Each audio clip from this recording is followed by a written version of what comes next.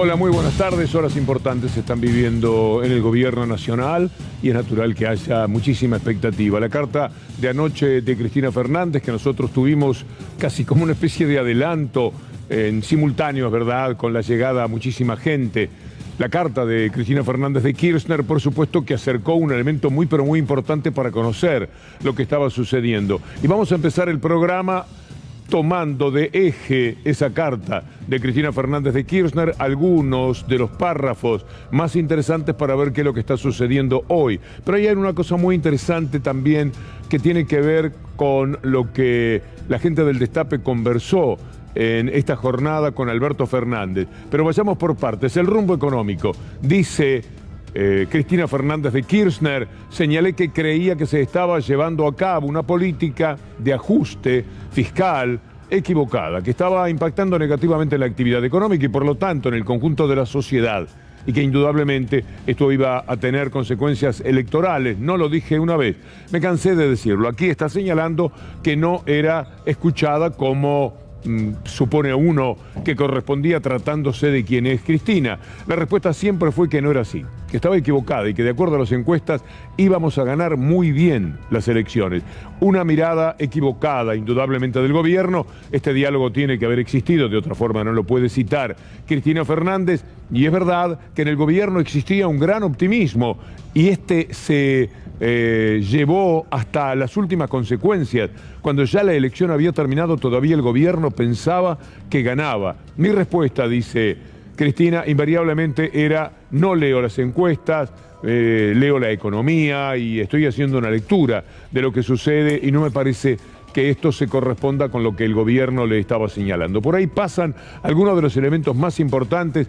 Con Steffi vamos a revisar estos datos porque nos parecen muy importantes. Además tenemos un entrevistado que enseguida vamos a poner con nosotros y que tiene un acierto formidable porque escribió en el mes de enero que era lo que tenía que hacer el gobierno para salir de estas situaciones. Muy buenas tardes, doctor Darío Villarruel. ¿Qué tal, Víctor Hugo? Hoy la expectativa está en Casa Rosada, funcionarios que entran, funcionarios que salen, nombres que dan vueltas. Bueno, nosotros tenemos nombres, pero vamos a esperar. Somos serios porque se presta cualquier tipo de operación. Se habla de embajadores, que pueden ser ministros. Se habla de intendentes, que puede ser ministro. Se habla de gente que está desocupada de la política y atenta para ser llamada. Y se habla de un gobernador al menos, pero se ha hablado con varios. La expectativa es que qué gobernador va a aceptar un cargo para tener contacto con los otros gobernadores y de alguna manera revertir el dolor más fuerte, que más allá de la provincia, tiene lo que ver con lo que pasó en otras provincias, porque ahí está en juego puestos en el Senado de la Nación, que es donde obviamente el oficialismo tiene mayoría. Así que tenemos nombres y atención también con el tema del vocero presidencial, porque ya habría un candidato que tiene que ver con la historia de Alberto Fernández. No, una cosa segura es que el vocero presidencial no puede continuar si es que tenemos un principio de acuerdo con lo que ha dicho Cristina Fernández de Kirchner, aún sin nombrarlo. Todos sabemos perfectamente que habla del señor Biondi. Esto sí que no sería algo que uno pueda imaginar que va a ocurrir, que continúe Biondi. Hoy no fue en el helicóptero a Casa de Gobierno con el presidente, fue un rato más tarde, es decir, no quiso Alberto Fernández, eso es parecer, puede ser que tenía que hacer algo en Olivos y por eso no viajó. El punto de vista es que en estas cosas, en estas imágenes, son bastante cuidadosos y en consecuencia no bajar con Biondi era también un mensaje, lo era. Nos parece a nosotros, porque eso es evidente que no puede continuar Biondi. Después de lo dicho, es una manera de confrontar con Cristina Fernández de Kirchner, que para hacer estas acusaciones seguramente debe tener elementos muy, pero muy precisos, porque si no, no podría cometer de ninguna manera esa injusticia. Les decía que hoy Roberto Navarro, la gente del Destape, estuvo conversando con Alberto Fernández y es muy interesante que Alberto Fernández, en vez de mandar el vale 4, prefirió decir: bueno, hasta aquí llegamos, basta, voy a ordenar el gabinete y voy a terminar con esta discusión. El problema del gasto es la restricción externa, como lo revela el informe de Emanuel Álvarez Agis de hoy, afirmó el mandatario. La restricción interna es el problema del gasto, según Alberto Fernández y el economista que cita, que es un hombre joven, pero sumamente respetado en materia económica. Estefanía Pozzo, buenas tardes. La restricción externa, Víctor Hugo, ¿a qué se referencia? A la falta estructural de dólares de la economía argentina que cada cierto tiempo genera algunas complicaciones macroeconómicas, entre otras saltos devaluatorios y por supuesto una suba fuerte de la inflación. Esto es lo que está en foco y yo le diría que en ese punto la picanteó un poco Alberto Fernández, como se dice ahora, como dicen los jóvenes. ¿Por qué? Porque lo que dijo es, si estamos hablando de la restricción fiscal y se le está atribuyendo al gobierno de Alberto Fernández a hacer un ajuste del gasto público, miremos bien las cuentas, porque en realidad lo que está pasando es que están subiendo el peso de los subsidios y están bajando las partidas presupuestarias a la seguridad social. Pero entonces, cuidado que eso se lo dicen a una mujer que mantuvo las tarifas donde todos sabemos que estuvieron durante muchísimos años y fueron los mejores años de la vida de los argentinos. Por eso, es decir, hasta el 2015 la Argentina vivió de una manera muy buena. Se lo quiera asumir o no, muy distinta a lo que vino después, sobre todo, o a lo que había antes del 2003. De eso no cabe ningún tipo de duda. Si se hizo, entre otras cosas, haciendo funcionar las tarifas de acuerdo a las posibilidades de la gente, y esto me parece que le da una autoridad muy especial a Cristina Fernández. Por otra parte, lo que hoy se menciona no se relaciona con lo que concretamente dijo Cristina Fernández de Kirchner. Había 900.000 millones de pesos que se pueden gastar de acuerdo al déficit fiscal que se había impuesto el gobierno. Al usar solamente una parte, dejaron 900.000 millones de pesos que podrían haber sido volcados a la gente y que no se hizo. Lo de la cuestión externa está entendido, lo de los subsidios también, pero hay dos cosas que juegan a favor de Cristina Fernández de Kirchner. Uno es cómo ella gobernó con las tarifas donde las puso, donde las tenía. Y es la mejor etapa del pueblo argentino, la mejor etapa para su bolsillo, la mejor etapa de salario y de relación con lo que tenía que gastar. Sin dudas para la población sí, lo que pasa es que empezamos en una discusión bastante más compleja ahí, Víctor Hugo, o en una consideración más que una discusión más compleja, que tiene que ver con que si miramos en esos años el déficit de la balanza energética, se volvieron un problema también en ese momento y lo reconoce gran parte del kirchnerismo, de qué manera también el consumo de energía y lo que demandó más o menos estaba entre 12.000 y 13.000 millones de dólares al año, era algo bastante complejo. Entonces, recordemos que lo que consumía más era la industria, es decir, una industria trabajando a pleno. Es decir, si vos tenés una fábrica te come muchísimo más luz, para ser gráfico, que toda la manzana de pronto de los usuarios normales. Sin duda.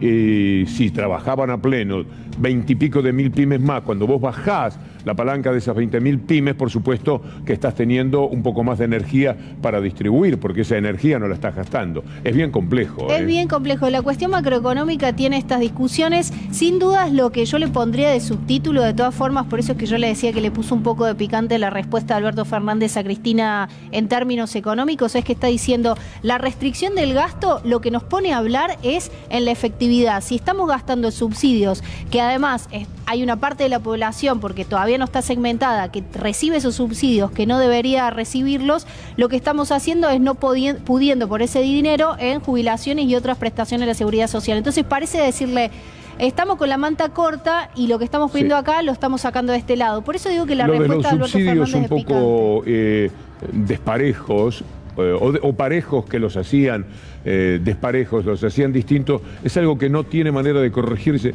Yo he pensado de mil maneras y me parece que no hay forma de decir quién puede pagar y quién no puede pagar, porque a veces viven en la misma manzana, porque a veces viven en el mismo barrio. Es una de las tareas ciertamente más difíciles de controlar. Pero ahí está el tema, como bien señalás, y fue una manera de responder de Alberto Fernández, pero nada dijo de esos 900.000 millones de pesos que había para gastar y que no se gastaron. Esto según la carta de Cristina Fernández de Kirchner. ¿Qué más tenemos de los textuales? Y después quiero el textual de un invitado muy especial. Aquí tenemos cambios en el gabinete después de las PASO. Al día siguiente de semejante catástrofe política, dice Kirchner, Cristina, en su carta uno escuchaba a algunos funcionarios y parecía que en este país no había pasado nada. Es decir, el deseo de minimizar los efectos puede haber llevado a que se dijeran cosas que no se correspondían con la realidad. El tiempo del cambio, y a lo mejor la carta aceleró lo que está pasando hoy, porque venía demorado el tema del cambio de gabinete. Bueno, la información es que hoy se debe resolver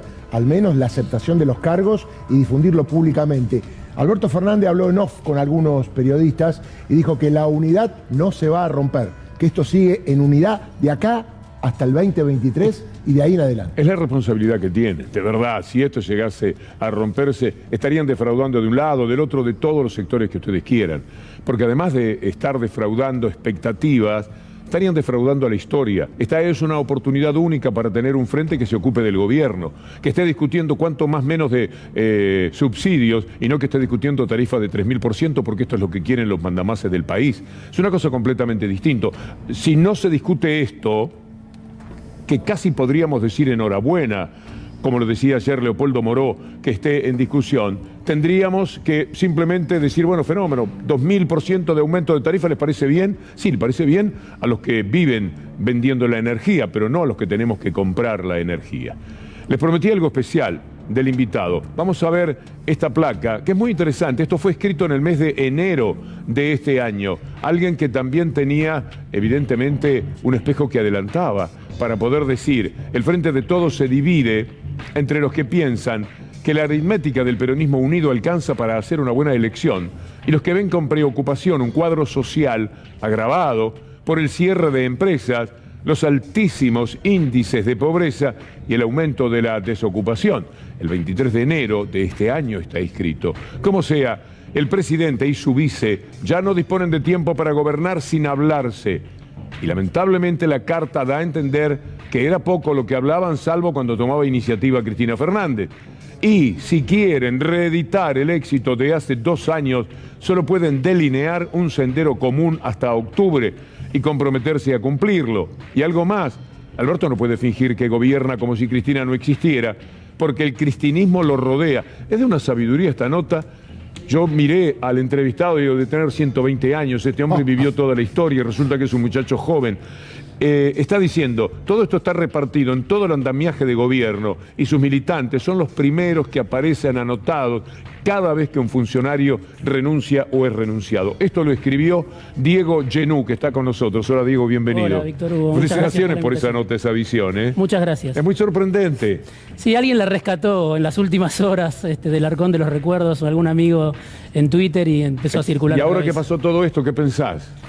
Y me parece, bueno, Cristina lo contó en esta carta. Evidentemente las comunicaciones entre Alberto y Cristina no fueron las mejores en este tiempo. Ella dice, cada vez que nos encontrábamos era a pedido mío.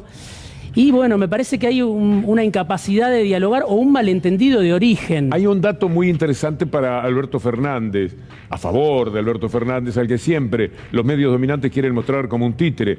Evidentemente no lo era, porque hay que ver cómo cuenta Cristina Fernández la relación. Sigamos, Diego. Sí, evidentemente Cristina hace rato que viene reclamando una serie de cambios, desde los funcionarios que no funcionan para acá. Digo, más allá de que muchas veces los medios más grandes hablan de una Cristina que decide todo, yo creo que hay mucho de impotencia también en Cristina, y de esta escena de esta semana, la renuncia de los funcionarios que le responden, la carta, demuestra que quisiera otro rumbo y muchas veces no lo puede hacer. Ahora, mi pregunta es, Alberto Fernández se resiste a lo que le pide Cristina, pero ¿hacia dónde quiere ir? Eso es lo que no queda demasiado claro cuando se demora y cuando dilata las definiciones de fondo, me parece. Bien, hay tantos estudios aquí que el nuestro se quedó, por ejemplo, sin agua, así que la pido porque uno se va secando la boca. Sí, estimado. Sí, Diego, quería preguntarte cuál es el rol de Sergio Massa ahora, cómo está la relación con Cristina Fernández, cómo está la relación con Alberto Fernández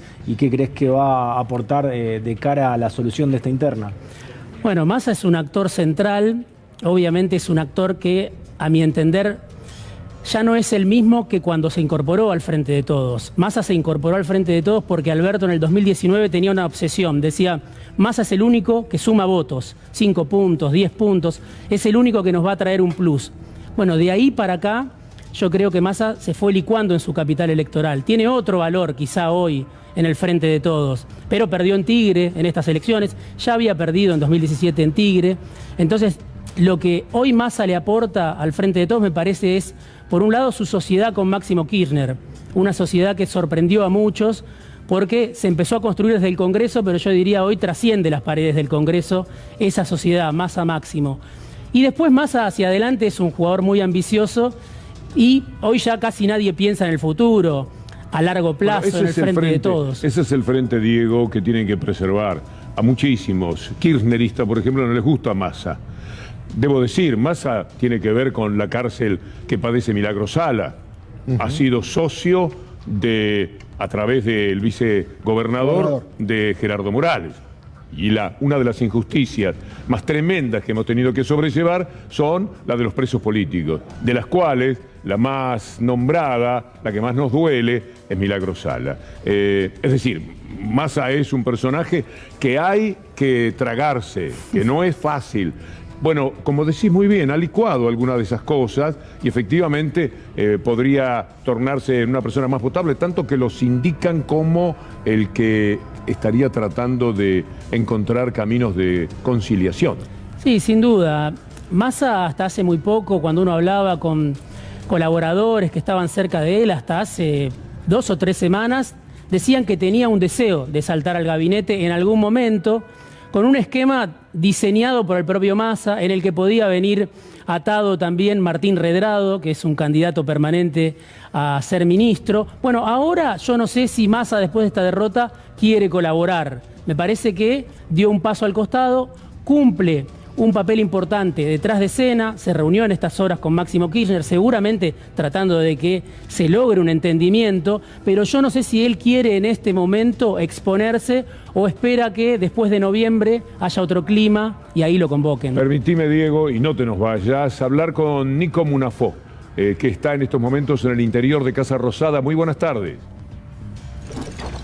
Hola Víctor Hugo, ¿cómo te va? Muy buenas tardes. Bueno, obviamente una jornada más que movida aquí en la Casa Rosada. Recién se acaba de ir Ricardo Quintela, el gobernador de La Rioja, que estuvo precisamente con el presidente, aproximadamente 3 horas estuvo el gobernador de La Rioja aquí en la Casa Rosada. El jefe de gabinete, Santiago Cafiero, se ha retirado también hace algunos minutos, llegó también al mediodía, a las 2 de la tarde se fue, volvió a las 4. Estuvo en el Ministerio de Economía, Santiago Cafiero, y como decíamos entonces, hace algunos minutos se ha retirado. El presidente Víctor Hugo, que llegó a las 2:25, acompañado por su mesa chica, digamos, ¿no? Por el equipo que siempre lo ha acompañado. Estamos hablando de Julio Betovelo, también de Gustavo Vélez y su vocero, Juan Pablo Biondi, que quedó en estas últimas horas en el ojo de la tormenta. Llegó un poco más tarde, no en el helicóptero presidencial, sino que llegó por tierra, pero continúa aquí en la Casa Rosa. A ver, a esta hora, Víctor Hugo, no hay un horario cierto o un día fijado, ¿no? Para los nuevos anuncios. Está claro que va a haber cambios en el gabinete, pero no está estipulado qué día va a ser. Se especula que puede ser mañana, y también hay otros voceros que he podido hablar y que dicen... Gracias, Nico. Volvemos allí. Tenemos algún pequeño defectito que vamos a solucionar en el sonido. Sí, Estefi. Bueno, la discusión quiere que le muestre Víctor Hugo parte del informe que citó Alberto Fernández en la nota del Destape, porque de hecho fuimos a leerlo, a ver qué decía para poder traerles a ustedes información, y esto que vamos a ver ahora en pantalla es parte de lo que está incluido como conclusión del informe de Manuel Álvarez Agis. ¿Qué es lo que ven ustedes allí en pantalla? Una tabla que hace una comparación del gasto en 2021 respecto a 2020 en la primera fila y de 2019 en la segunda fila. Entonces, si ustedes ven, dice que en la tercera columna el gasto en seguridad social bajó en 2001 con respecto a 2020 y también bajó con respecto a 2019, bajó 4% y 1%. Y en la última columna ustedes ven los subsidios a la energía, subió 32% respecto a 2020 y 113% respecto a 2019. Eso es un poco lo que plantea el informe, esta especie de contradicción que existe entre aumentar los subsidios a la energía y el espacio fiscal que hubo para las partidas de la seguridad social. Tomo el guante que usted señalaba recién, y Cristina Fernández de Kirchner podría decir: no es una o la otra, hay espacio para hacer las dos políticas al mismo tiempo, justamente debido a la ejecución presupuestaria. Creo que parte de eso es la discusión que le está planteando Cristina Fernández de Kirchner al presidente Alberto Fernández. Sí, de Manuel Álvarez Agis que fue el viceministro, Steffi lo conoce obviamente, de Kicillof, en la etapa de Kicillof como ministro, hay muchos informes. Hoy Alberto Fernández citó ese que comentaba Steffi, pero yo recuerdo uno que escribió hace un mes, antes de las PASO, se titulaba "Les hablé con el corazón y me respondieron con el bolsillo", donde ya Álvarez Agis ahí comentaba que el gobierno iba a la peor elección de las últimas 6. Peor en niveles de empleo, peor en niveles de consumo, peor en niveles de actividad económica y peor en niveles de ingresos, de salario real. O sea, había indicios, yo creo, de que la sociedad la estaba pasando mal y que con la vacunación no alcanzaba. Esos indicios el presidente que leyó este informe no les prestó atención. No leyó el anterior, digamos. Claro, un mes antes les estaban... Álvarez Agis fue uno, no fue el único, por supuesto. Muchos alertaban de que necesitaba haber una inyección de fondos para mejorar los ingresos de gente que no llegaba a fin de mes, y ahí me parece que hay una falencia del gobierno muy fuerte. ¿Y te parece que esta discusión es virtuosa, es compleja, es la discusión central que hay entre Alberto Fernández y Cristina, digo, la cuestión fiscal, o te parece que hay otras discusiones que están por lo bajo también teniendo que por supuesto no salen hacia afuera? Yo creo que hay dos discusiones. Una, si querés, de estilo, ¿no? Yo lo escribía también en alguna nota. El kirchnerismo es hijo de decisiones fulminantes, ¿no? Es hijo de la sorpresa, la iniciativa. Aquella que tuvo en el 2009 cuando perdió la elección. Sin duda, muchas que uno puede contar en la historia del kirchnerismo. Alberto Fernández tiene un ritmo que a veces desespera a sus propios colaboradores, ¿no? Entonces ahí tenés una diferencia muy profunda que Cristina la plantea en la carta, recordando lo que pasó en 2009, cuando al día siguiente de la derrota Kirchner renuncia al PJ, renuncia al jefe de gabinete y todo lo que ella cuenta en esa carta. Una diferencia de estilo. Después me parece que también hay una diferencia de fondo que tiene que ver con las trayectorias de cada uno. O sea, durante los años del macrismo, los que hoy forman el Frente de Todos, podemos decir, la pasaron mal. Los votantes la pasaron mal, los votantes del Frente de Todos, y la dirigencia también. Pero nadie la pasó tan mal como el kirchnerismo, ¿no? Muchos fueron a la cárcel, muchos fueron perseguidos, o sea, hubo una situación que otros no vivieron. Y de cara al futuro, si se repite una derrota del Frente de Todos, no todos se van a reciclar de la misma manera. Entonces me parece que hay ahí una discusión también, donde Cristina tiene una urgencia por recuperar los votos, que finalmente son el principal sostén, me parece, del kirchnerismo. Sí, la urgencia fundamental es para el propio pueblo, porque si se produce una derrota tan estrepitosa como la que tuvieron ahora, las posibilidades para el 2023 se hacen muy chicas, porque no va a poder gobernar, porque le va a quedar un Congreso inamistoso, por decirlo de alguna manera, y ahí vendrían consecuencias muy graves para el país, mucho más que para Cristina Fernández de Kirchner, que ya hizo su historia, pero el país la está escribiendo, y la escribe con mucho dolor, con mucha hambre, con muchas necesidades sociales mientras tanto, y sabemos bien que la derecha no va a satisfacer, Diego, ninguna de esas demandas de la sociedad. Sí, le quería preguntar a Diego, porque él en mayo hablaba un poco de las fricciones que habían dentro de Juntos de Frente de Todos en relación a la discontinuidad del IFE o el acuerdo con el Fondo Monetario Internacional. ¿Cómo crees que sigue ahora en relación a esto? Bueno, el IFE obviamente ahora en estas elecciones, digo, yo creo que se abren dos tiempos. Hay un tiempo hasta noviembre, donde evidentemente el gobierno va a intentar de inyectar fondos, en eso creo que no hay discusión. Quizá haya lo que se parece a un IFE, quizá haya un aumento en la tarjeta alimentaria, en la UH, bueno, el aumento del salario mínimo al 46%, o sea, inyectar fondos, lo que no se hizo, hacerlo ahora hasta noviembre. Y no se inyectaron fondos porque yo me hice mi propia modestísima teoría, que es, pensando el gobierno como pensaba que le iba a ir bien en esta etapa de las PASO, decía, vamos a guardar esto para noviembre, para que en noviembre hagamos una diferencia muy fuerte que nos permita efectivamente tener cantidades de legisladores, etcétera, como para gobernar. Porque de otra manera, lo que van a hacer ahora es la aceptación de que estaba ese dinero. No lo volcaron en ese momento porque la lectura a la que algunos los llevaron era de una victoria. Sí, el gobierno evidentemente minimizó el deterioro crónico de los ingresos de, millones de personas, 20 millones de personas bajo la línea de pobreza, los datos del INDEC, eso demandaba, por supuesto, una inyección de fondos. Se va a hacer ahora, se va a hacer tarde, y viene después de el ajuste que hizo Martín Guzmán durante los primeros 6 meses del año, ¿no? Buscando evitar que haya un desorden macroeconómico, buscando evitar una devaluación, con los argumentos que Guzmán le dio a Cristina y no hubo acuerdo en esa discusión. Pero uno dice, ¿para qué se hizo ese ajuste si no se fue al acuerdo con el fondo? Bueno, ahora quedó pendiente el acuerdo con el fondo. Cristina misma dice, no vamos a poder usar los derechos especiales de giro para inyectar en los sectores de menor recursos, le vamos a tener que pagar al fondo con la plata del fondo. Digo, estos cortocircuitos en la cúpula del gobierno le trajeron un costo en muchos planos a la vez. El primero electoral lo estamos viendo. El segundo también en la estrategia de salida de esta crisis, ¿no? Ahora queda pendiente la deuda monumental que contrajo Macri con el fondo y todavía está pendiente hasta qué punto se va a tensar o no con el fondo y qué fuerza tiene el Frente de Todos a partir de ahora para tensar con el Fondo Monetario Internacional. ¿Qué papel juega la sociedad también? ¿Va a haber una convocatoria social para respaldar al gobierno frente a la pulseada con el fondo? Sí, pero una reunión en la plaza de 400.000 personas no es suficiente cuando tenés que negociar con estos delincuentes internacionales que le han hecho tanto daño a la Argentina. Lo que tenés que hacer es sentarte a la mesa con ellos y decirle, ustedes son unos delincuentes y van a tener que esperar.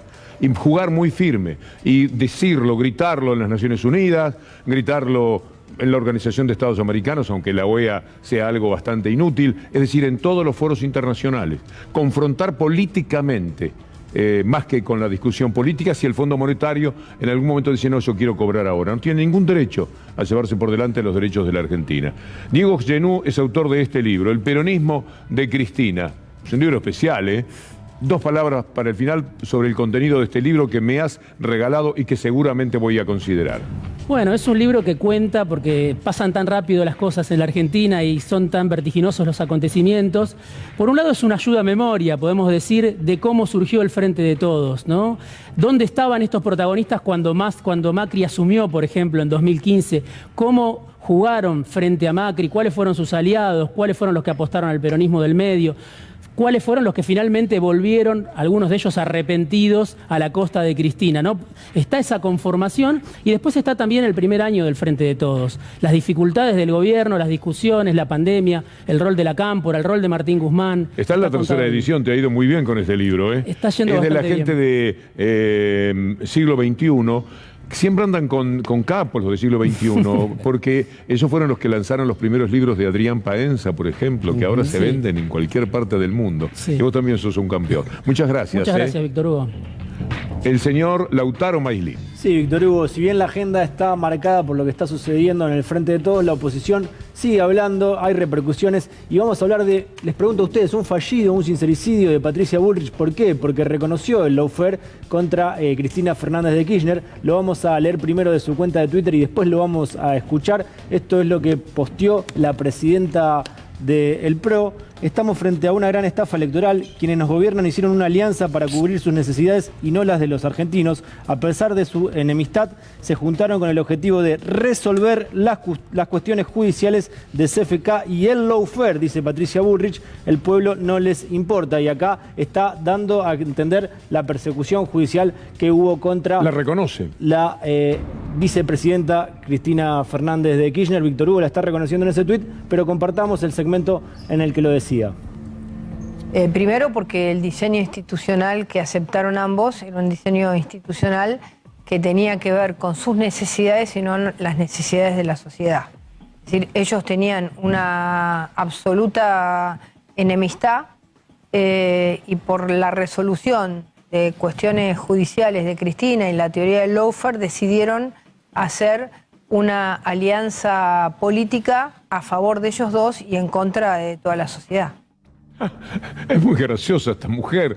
Ella que se unió con Macri después de las cosas que dijo de Macri, terribles, haciendo esta lectura. Sí, Víctor Hugo, y varias veces negaron el lawfare, dijeron que era un invento, ahí lo estaba diciendo, pero luego vamos a seguir con más material para mostrar cierta coherencia.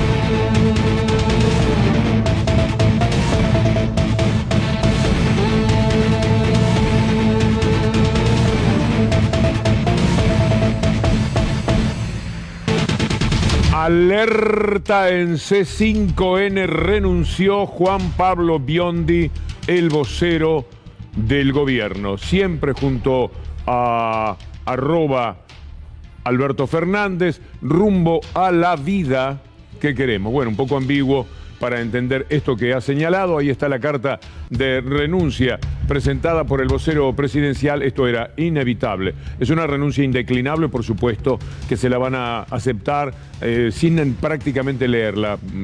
Con la primera frase ya alcanza. Biondi no podía seguir después de la acusación clara, contundente, concreta y seguramente con fundamentos lanzada por Cristina Fernández de Kirchner en la carta. Esta es una demostración de que Alberto Fernández en efecto quiere asumir lo que es la aceptación de la nueva convivencia que se tiene que imponer en el gobierno, porque está muy claro que no se puede sin Cristina, ni Cristina va a intentar pasar por encima del gobierno, pero tampoco es bueno que tenga que sobrellevar una situación en la cual desde adentro del mismo le estén haciendo las operaciones que denunció Cristina Fernández de Kirchner y que evidentemente habían sucedido. Ha renunciado Biondi, doctor Villarruel. Me ofenden las declaraciones de Cristina Fernández de Kirchner, dice en su carta de renuncia. Quiero decir que anoche, una vez que vos leías la carta y lo mencionaste, ya sabía él que se tenía que ir. Más allá por las circunstancias de hecho, por todas las circunstancias históricas de lo que había pasado. Tema de la foto en Olivos, apuntaban a él. Tema de filtraciones de información a medios hegemónicos, apuntaban a él. Estaba muy claro que él no iba a seguir. Es más, hoy fue trending topic en las redes sociales y la gente que quiere a Cristina obviamente reaccionó en forma intempestiva acerca de alguien que Cristina acusa como responsable de operaciones, malas comunicaciones, no solamente contra Cristina. Ella dijo con todos mis adherentes, con todos los que están dentro del mentor. Hoy estaba Clarín en la defensa de Biondi. Tailade publicó un tuit muy ingenioso. ¿Lo leíste? Contalo. Es para que salte el chancho hay que pegarle. No, habló el dueño y saltó. Habló el dueño del chancho y saltó el mismo. Habló el dueño del chancho y saltó. Y estaba extraordinario porque apuntaban a Mañeto. Ya. Perdón que te lo diga, pero bueno. Es el amo de todas estas situaciones. Ni como una foto desde Casa de Gobierno. Gracias, Víctor Hugo. Bueno, como ustedes leían entonces la carta del vocero, ahora ex vocero presidencial Juan Pablo Biondi, él decía que esta renuncia es indeclinable. Hoy a nosotros nos llamaba la atención cuando llegó a la Casa de Gobierno que lo haga separado del presidente, es decir, no lo hizo en el helicóptero presidencial, lo comentábamos hace un ratito, es decir, el presidente llegó tanto con Vito Velo como también con Gustavo Vélez, pero no lo hizo Biondi, algo que solía hacer, era su sombra, lo seguía a todos lados, y hoy Juan Pablo Biondi lo hizo por otro camino. El presidente vino del helicóptero y Biondi lo hizo, por tierra. Cuando hoy más temprano pudimos hablar, él lo que había dicho era que, bueno, se iba a poner a disposición del presidente, es decir, que el presidente iba a tomar la decisión o él iba a aceptar la decisión que el presidente tomara. Lo cierto que definitivamente ahora el vocero prefirió entonces poner su renuncia, en este caso indeclinable, y ya entonces despedirse. Esto, una incidencia que cuenta ahora, viene a saludarnos a la sala aquí de periodistas. Se está saludando ahora a cada uno de los periodistas que, bueno, solemos estar aquí en la Casa Rosada, en la Casa de Gobierno. Hubiera hecho bien, Nico, a definitir, sí. Hubiera hecho bien en ese saludo a los periodistas en atender a los mismos debidamente y en forma pareja. Indudablemente, las informaciones más trascendentes las tuvieron siempre aquellos que son absolutamente enemigos del gobierno, mucho más que del gobierno, de Cristina Fernández de Kirchner. Nosotros diariamente casi que llamábamos a través del equipo de prensa para consultar sobre temas que surgían del gobierno. Nunca había respuesta, nunca estaba. Era un vocero, como dijo Cristina Fernández, vocero al que no se le conocía la voz, un vocero raro, extraño, que había que sobrellevarlo en función de que uno quería tener respeto con el gobierno. Víctor Hugo, un dato de color acá o no, que me marca Steffi, ¿cómo firma la carta Juan Pablo Biondi al final? Dice: los saludo con todo mi afecto y respeto y con la distinción de siempre, sinceramente. Como tituló Cristina Fernández de Kirchner. Bien. Se puede permitir alguna morada. La cuestión es que ya no está en el gobierno y esto es muy bueno en el marco de la discusión que se ha producido. Nico, ¿qué cosas rescatan ustedes allí si es que ya hay algún trascendido? No, bueno, ahí él estaba dando sus palabras finales, Víctor Hugo, aquí en la sala de prensa. Lo que, bueno, acaba de decir, dice que estuvo reunido con el presidente hasta recién, que le entregó la carta en mano, digamos, que lo decidió, que obviamente es un trabajo que ellos venían teniendo hace mucho tiempo. Entonces lo que dijo es que se la entregó en mano. Y digo, tiró un tiro por elevación, en este caso diciendo se la entregué en mano, no a los medios, digamos, porque él hace referencia a lo que sucedió, digamos, en este caso con otros ministros que han presentado la renuncia, pero que habló con el presidente, entonces agradeciéndole todo este tiempo, pero que obviamente anunció que ya su estado en el gobierno no daba para más después de lo que ha sucedido ayer, pero dice que obviamente que el presidente lo entendió y estuvieron charlando hasta recién. Nico, no sé si vos tenés un nombre de alguien que ya trabajó con Alberto Fernández. Uno no lo quiere dar porque obviamente tiene que chequearlo primero, pero ha trascendido desde antes de la renuncia alguien que ya estuvo con Alberto Fernández en varias oportunidades, un hombre de confianza, y creo que con esto se entiende, por el nombre que es, a quien conozco, por su trabajo, que están decididos a cambiar la forma de comunicación, que también fue parte de... ¿Se trata de un periodista? Es una pregunta que me permito... ¿No es un periodista? Un vocero, si es el mismo que estamos hablando, perdón, si es el mismo que estamos hablando, doctor, estamos hablando de un vocero de Alberto Fernández en ese momento cuando estuvo en la jefatura de gabinete, correcto, la presidencia de Néstor Kirchner, digamos, ¿no? Correcto. Sí. Es un hombre peronista, vinculado al peronismo. Sí, sí, o sea, lo digo, estuvo trascendiendo. Sí, dígalo, si usted lo tiene ahí. Es Eduardo Ruz, digamos, exacto, que está mencionándose. Insisto, no hay ningún tipo de confirmación ni nada por el estilo, es un hombre que está circulando hasta ahora, habrá que ver qué determinación se toma y si después todo el equipo que acompañaba en este caso a Biondi toma la misma disposición, es decir, si todos prefieren dar un paso al costado o van a seguir trabajando. Hasta ahora la única renuncia presentada es la de Juan Pablo Biondi. Ya nos ha quedado algo interesante, como siempre, con el trabajo de Nicolás Munafó. Hasta luego, Nico. Hasta luego, gracias. Muy buenas tardes, Agustín Rossi, ¿cómo le va? Muy buenas tardes. Agustín, ¿qué opina de todo lo que está escuchando en estas horas? Bueno, me parece que más que opinar sobre lo que está escuchando, es plantear las cosas que yo creo que tenemos que hacer de acá para adelante, ¿no? Y toda esta crisis que se ha expresado, producto del resultado electoral del domingo a la noche, conjugarla positivamente, metabolizarla adecuadamente, y yo creo que para lograr eso se necesitan cumplir tres condiciones. Primero, políticas económicas, políticas públicas económicas que vayan en el sentido de mejorarle la calidad de vida a los argentinos. Creo que el mayor componente, el principal componente del no acompañamiento de los argentinos en esta elección ha sido fundamentalmente esta idea que no hemos podido mejorarle adecuadamente la vida a los argentinos desde que asumimos, que existen atenuantes, la crisis que heredamos, la pandemia,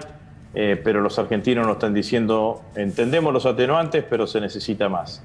Y me parece que la primero es esas políticas. En segundo lugar, fortalecer la unidad de la coalición. Yo creo que somos un gobierno de coalición.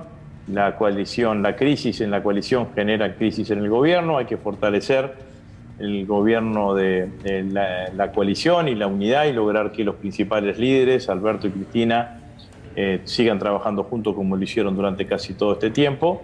Y en tercer lugar, como decía Cristina, el presidente relanzará su gobierno, relanzará su gestión. Para eso hay que fortalecer también la autoridad presidencial. Con estas tres cosas, yo creo que, apelando a alguna metáfora futbolera de un hincha de River, cada vez que Gallardo perdemos algún partido por la Copa de local y tenemos que ir a Brasil, dice necesitamos una noche épica. Bueno, tenemos que ir por la épica de dar la vuelta a la elección el 14 de noviembre. Le asigna autoridad en lo que está diciendo, en el segundo término de lo que ha manejado, el hecho de que usted también podría haber estado dentro de fracturas, etcétera. Y la verdad, Agustín, es que manejó su candidatura y la divergencia que había en la provincia de Santa Fe con enorme calidad. Es decir, está perfectamente habilitado para decir, hay que mirar para adelante y hay que tratar de salir de esto de la mejor manera. Ahora bien, uno de los nombres que ha trascendido es el suyo para el gobierno. ¿Sabe algo? No, no sé absolutamente nada y tampoco quiero hablar sobre ese tema. Bueno, no hablemos de eso, no se preocupe. Yo me tiro el lance porque ha trascendido el nombre, tiran sobre la mesa, pero de verdad que están tirando unos cuantos nombres. Cuando se discute un poco sobre subsidios, usted que ha estado adentro del gobierno en esas discusiones, ¿cómo lo ve el tema? Nosotros lo que tenemos que hacer es tomar todas las decisiones que haya que tomar para mejorarle la vida a los argentinos. Esto es lo que tenemos que hacer dentro de las limitantes que propiamente tenemos. Pero la realidad es que ese es el camino. Somos un gobierno peronista. A mí me parece que cuando algunos dicen, bueno, el gobierno tiene que moderarse, el gobierno tiene que radicalizarse, somos peronistas. Entonces lo que tenemos que hacer es tomar las medidas para mejorarle la vida a nuestra gente. No tiene sentido un gobierno peronista si no logramos eso. Entonces me parece que ese es el camino. ¿Cuáles son las medidas técnicas desde el punto de vista de la técnica económica? Bueno, tenemos un ministro de Economía, un jefe de gabinete, un presidente que sabrán de cuál es la mejor manera para lograr eso. O dicho de otra manera, hace 3 o 4 meses o 5 meses que nosotros vemos con expectativas favorables una mejora en los indicadores macroeconómicos que presenta la economía argentina. Bueno, hay que lograr que esa mejora en los indicadores macroeconómicos lleguen a una mayor velocidad al bolsillo de los argentinos. De esto se trata y esto creo que ha sido la principal demanda que nos han hecho los argentinos el pasado domingo.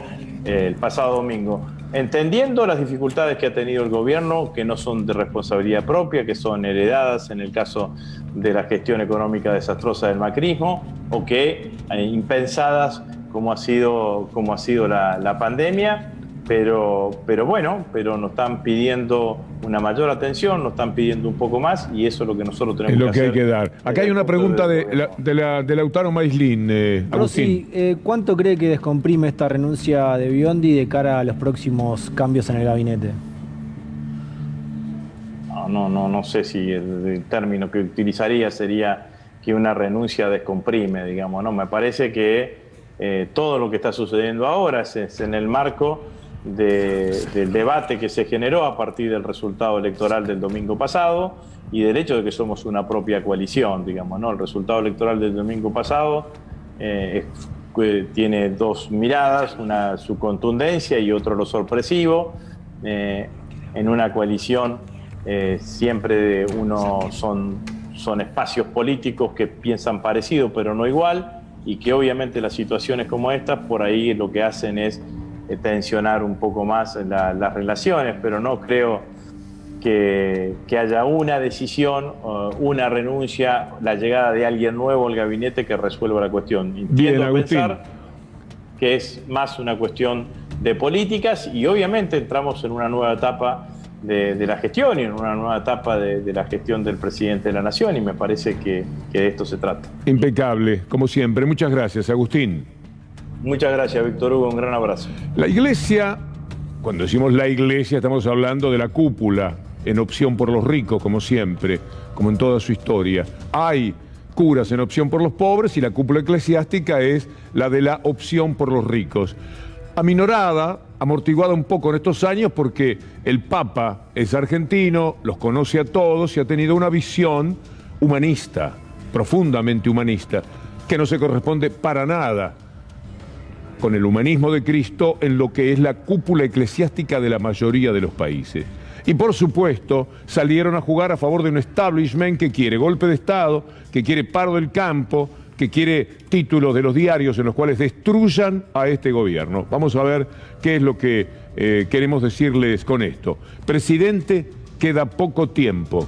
Por amor a esta patria herida, muchos esperamos que el presidente pueda revisar a tiempo su agenda de prioridades para evitar una debacle que terminaría dañando todavía más a nuestro pueblo.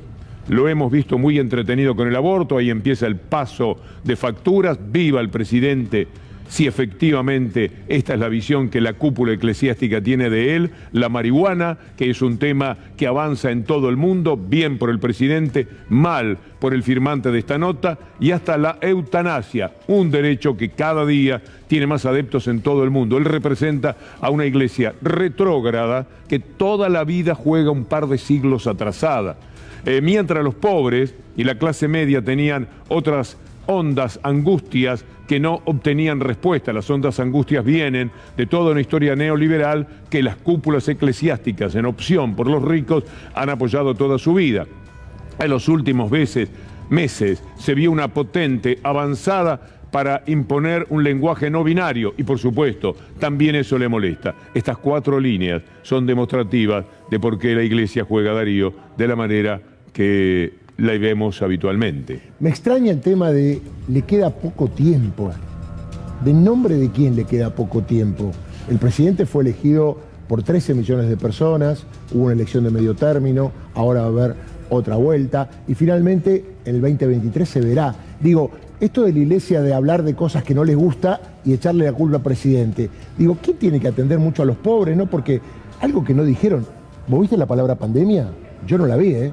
Y acá hubo una pandemia, acá hubo que atender porque hubo un gobierno que nos quedamos sin Ministerio de Salud, y esto lo digo también en general. Che, todos se instalan en esta discusión. Lo escribió en el diario La Nación, Darío. Ah, perfecto. Una lectura para La Nación, para los lectores de La Nación, para los seguidores de Clarín, para ese establishment con el que la iglesia, en opción por los ricos, siempre se maneja. Hay que hacer una pausa, salvo mejor opinión. Después de la pausa que tenemos, Steffi. Tengo, por ejemplo, la discusión que está poniendo Joe Biden en Estados Unidos sobre algo que fue vestido esta semana, Tax the Rich, ponerle impuestos a los ricos. No hay renuncias, pero ya está firmado el acuerdo para ver quiénes son presidente y vice de la Corte Suprema de Justicia. La fórmula sería RR y no es de T. Oh, ¿qué es eso? Bueno, me quedo esperando, expectante. Eso va a ser después de la pausa y que tenemos Lautaro por tu lado. Más repercusiones, Víctor Hugo, en relación al cambio de gabinete y algunas confirmaciones. ¿Algunas confirmaciones del cambio de gabinete? ¿Vas a dar algún nombre más? Uno de los que no va a estar. Ah, uno que no va a estar. Bueno. El Chivo Rossi. Bueno, ya ahora lo tenemos a Rossi. Yo tengo la primicia no voy a estar. de Víctor que... Hugo, ¿usted va a estar? ¿Vocero presidencial, algo? No. No, Sí. no va a estar tampoco. ¿Qué en el cosa? gobierno, No, en el nuevo no, gabinete. más Ahí está, bien. tenemos otra confirmación. Es así, efectivamente. Igual yo te digo, hay un avión que está llegando de Brasil con un candidato a ministro. Nada más que eso. ¿Ah, sí? Sí. Ah, Scioli, esto ya es muy Bueno, fácil, hasta yo lo resuelvo. No, que no podés dar esa pista. Viene de Brasil, etcétera. En fin, ¿y para qué vendría Scioli? Bueno, dice que lo quieren convocar para charlar. Bueno, me imponen la tanda. Bien, Federico Ferro es el que manda y allá obedecemos. Volvemos en 3 minutos.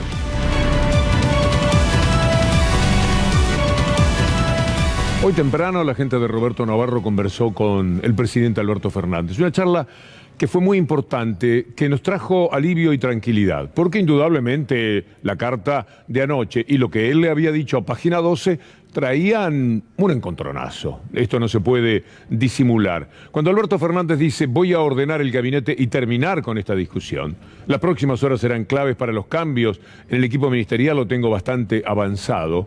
Cuando le dice esto a nuestros amigos de El Destape, mi lectura, y seguramente la de muchísima gente, bueno, acá se terminó entonces el problema, empezamos de nuevo. Porque si el presidente Alberto Fernández decía vale 4, los que entienden de truco saben de qué hablo, pues entonces teníamos ya una situación para nada fácil de arreglar. Cuando él dice estamos haciendo lo que en parte se nos ha pedido y siempre de acuerdo a lo que piensa, aunque no lo haya dicho de esa manera. Porque Alberto Fernández debe haber leído también de la carta de la presidenta que surge algo extraordinario para él, que no es un títere. Van a ver ustedes la maledicencia del sector mafioso encabezado por Clarín en el periodismo argentino, como lo han dicho, títere, títere, títere, cada vez que les convino. La que mandaba era Cristina Fernández, si algo deja claro la carta, es que Cristina Fernández hasta tenía que ir en puntas de pie. Alberto, por favor, nos podemos reunir. Está muy claro que el que mandó en todo esto, para mal, para bien, en el acierto y en el error, ha sido Alberto Fernández. Y esto es bueno también en esa confrontación que siempre se tiene con estos medios de periodismo repugnante. Así que dijo, estamos en eso, y a mí me provocó una gran tranquilidad, porque si este gobierno se rompe las posibilidades de lo que llamamos pueblo, escasean, ¿usted se imagina de verdad? Si encima de neoliberalismo, pandemia y frustración de este gobierno vuelve el neoliberalismo otra vez, ¿quién podría sobrellevarlo? ¿Quién podría vivir? Entregarle la pelota gratis, dásela para que juegue la derecha por los encontronazos naturales que se tienen, como les decíamos en estos días. Los tenemos aquí, los tiene en su casa, los tenemos en todos los sitios. Cuando hay que discutir cosas importantes, lo dijo ayer muy bien Leopoldo Moró, menos mal que se discute, porque cuando no se da ese intercambio, lo que sucede es que hacen lo que quieren aquellos que quieren un desastre para la gente. Por ejemplo, 3000% de aumento de tarifas puso el PRO. No discutieron con nadie. Gente muy amable entre ellos, no discutían nunca. Ahora sí hay que discutir subsidio, hay que discutir tarifa, hay que discutir qué se hace con los dineros. Es bueno que lo hagan, están discutiendo por nosotros. Y esperemos que ganen los que siempre están pensando directamente en el pueblo y no con temores a las corporaciones y mucho menos a los medios de comunicación que son el buque insignia de ese establishment que se lleva todo por delante. Vamos a revisar algunos aspectos del discurso que anoche presentamos en nuestra columna. Vamos a una primera placa en la que está contenido lo que dijo Cristina Fernández. Al día siguiente de semejante catástrofe política, el resultado de la elección, uno escuchaba a algunos funcionarios y parecía que en este país no había pasado nada. Fingían normalidad y sobre todo estaban atornillados a los sillones. ¿En serio creen que no es necesario presentar públicamente las renuncias? Está la autoridad de aquello a lo que renunció en el 2009 la gente de Néstor Kirchner. Eso está muy claro. María, mire, lo podemos mostrar desde el archivo, dicho por Cristina Fernández. Son desde la política la que se salva la política. Y no necesitan, como si por ahí los arribistas o los oportunistas, de la operación de prensa del momento para contestar la política. Nosotros no necesitamos operadores de prensa ni operaciones de prensa. Somos militantes, tenemos representación y eso es lo que enaltece y convoca la política. Por eso, Alberto, tranquilo, poné orden en lo que tengas que poner orden, no te pongas nervioso, no te enojes y metele para adelante. Otra placa que tiene tramos del discurso de ayer de Cristina Fernández de Kirchner es esta. La compartimos con ustedes para que luego podamos ir al archivo y encontrar exactamente este punto de vista dicho con mucha antelación a lo de anoche.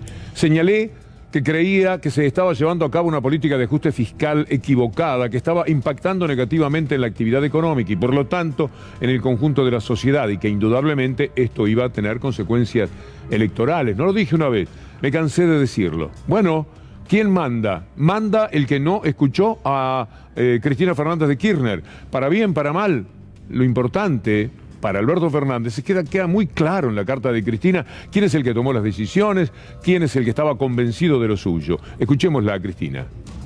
Una tarea fundamental durante el año que viene va a ser alinear salarios y jubilaciones, obviamente, precios, sobre todo lo de los alimentos, y tarifas. Y la demanda, no hay otra manera de hacerla que a través de salarios y jubilaciones y con precios de alimentos accesibles. No estoy diciendo nada que no se pueda hacer. Por eso le digo a todos y a todas, todos aquellos que tengan miedo o que no se animan, por favor, hay otras ocupaciones, además de ser ministro, ministra, legislador o legisladora. Vayan a buscar otro laburo. Pero necesitamos gente que los sillones que ocupe de ministro, de ministra, de legislador, de legisladora, sea para defender definitivamente los intereses del pueblo. El único que no aplaudía, se puede mostrar como paño la imagen, era Biondi, que ha renunciado hace un par de horas. Es decir, estas palabras vibrantes de Cristina Fernández de Kirchner que merecían esa manifestación de apoyo de toda la gente no la tenía. Bueno, no importa. A veces uno pide cosas sobre la marcha que técnicamente son imposibles. Pero el único que no aplaudía era Biondi, que dicho sea de paso, hoy renunció. Lo que estaba diciendo Cristina en ese discurso se compadece perfectamente con lo que Pitu Salvatierra, un hombre que conoce Ciudad Oculta y los lugares profundos de desesperación, de hambre, de marginación, y que allí trabaja y allí lucha, nos decía el otro día. Y vale la pena, teniendo en cuenta lo que acabamos de escuchar, ahora presentarlo al Pitu. Mira, para darte una idea, en el comedor nuestro, nosotros tenemos 4 comedores en distintos barrios ahí en la Comuna 8. En uno de ellos, en el que está en Ciudad Oculta, previo a la pandemia, teníamos 400 comensales. Ni bien arrancó la pandemia, a la semana teníamos 780. Bueno, eso nos retrocedió, ahora seguimos teniendo los mismos comensales. El IFE fue una medida acertada en un momento, no fue suficiente, no fue regular y continua, no lo cobraron todos, sino algunos, pero este año no hubo ni siquiera. ¿Alguien te llamó? ¿Pudiste hablar con alguien? ¿Tuviste alguna respuesta? No, tuve algunas charlas con algunos compañeros, pude plantear algunas cuestiones. Lo que pasa es que a veces uno siente que cuando dice algunas cosas con mucho ímpetu, y ya lo empiezan a mirar con cara, con ojos se rascan torcidos, mucho ¿viste? para adentro, Pitu. No les cabe nada. No, y cualquiera que por ahí pareciera, para algunos, no para todos, cualquiera que sale un poco de la línea ya empieza a hacer fuego amigo. O es muy difícil a veces, siento, para algunos compañeros. ¿Qué tiene que hacer el gobierno, Pitu? Yo creo que lo más rápido posible tiene que recomponer el nivel adquisitivo de los trabajadores y de los sectores populares. Es muy interesante lo que surge al margen de esto final, cuando señala que cuando él explicaba, porque conoce, está cerca de la gente que sufre, y los que van al territorio de pronto cuando les dice, mirá que está muy mal esto, ojo, se enojan, dicen, esto fuego amigo, ¿qué te vas? ¿Te estás cambiando de bando? Fíjense qué dificultad. Bueno, esto era lo que quizás le pasaba también a Cristina Fernández de Kirchner, tenía los datos de los Pitus Salvatierra, para decir, estamos mal. Y del otro lado, había una información equivocada que manejaba el gobierno que estamos bien. Y por pensar que estaban bien, seguían en lo que estaban haciendo, por ejemplo, en lo que después vamos a mostrar, que era retasear un dinero que podía volcarse a la calle, que podía volcarse a los Pitus Salvatierra. No a él, que nunca pide nada, sino a aquellos a los cuales él cuida y trata de sostener con sus comedores, con las 700 personas a las que diariamente, por lo menos ese número, él ayuda a que puedan comer. Es la gente que conoce, es la gente que está entrenada para ver el padecimiento de lo que llamamos pueblo.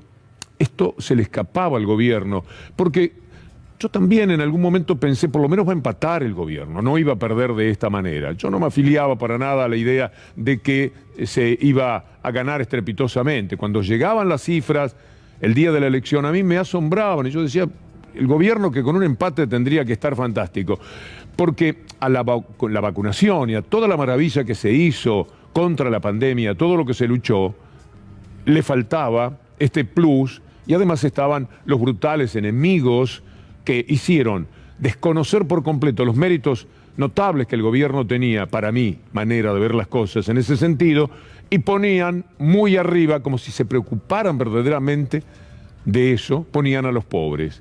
Por eso es que existía evidentemente este desacuerdo. Miren cómo está el mundo. Miren cómo está el mundo. Van a escuchar ustedes al presidente de los Estados Unidos decir algo que es impensable. Parece Estados Unidos año verde lo que está manejando aquí el actual presidente Biden. Entonces tomen datos de cómo la pandemia habrá dejado a los Estados Unidos, ya no a la Argentina, para que él tenga que anunciar algo que parece comunismo explícito, teniendo en cuenta cómo se piensa en los Estados Unidos. How is it possible for millionaires and billionaires that can pay a lower rate of tax than teachers, firefighters, or law enforcement officers? Here's the simple truth. For a long time, this economy has worked great for those at the very top. Big corporations and super wealthy have to start paying their fair share of taxes.